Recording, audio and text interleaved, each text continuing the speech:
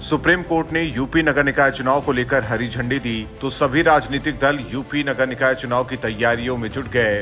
वहीं बीएसपी प्रमुख मायावती ने लखनऊ में पार्टी पदाधिकारियों और सभी 75 जिला अध्यक्षों के साथ महत्वपूर्ण बैठक की। मायावती ने पार्टी पदाधिकारियों से निकाय चुनाव में पूरे तन मन धन से जुट जाने के निर्देश दिए। उन्होंने कहा, बीजेपी को हराने के लिए बीएसपी जरूरी है।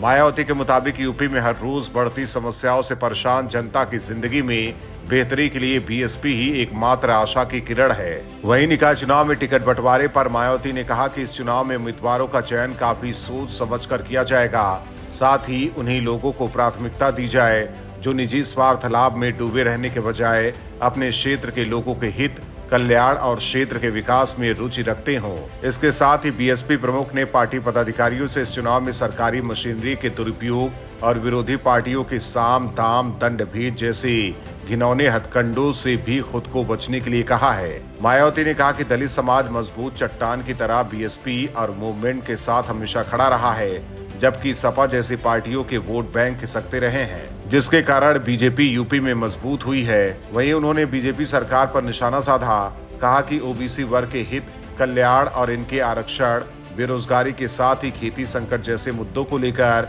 बीजेपी सरकार पूरी तरह से कटघरे में है। मायावती ने कहा, इस सरकार में वास्तविक विकास सिर्फ मुट्ठी भर सत्ताधारी लोगों का हुआ है जो कानून के ऊपर हैं।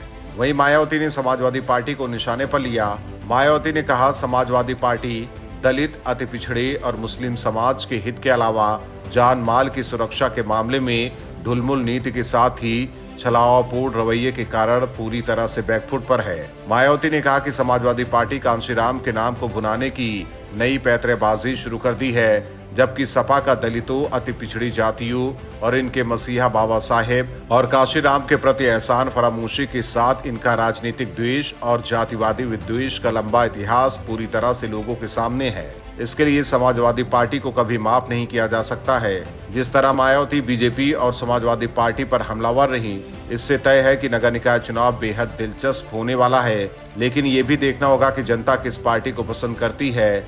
ये चुनाव बाद ही पता चलेगा।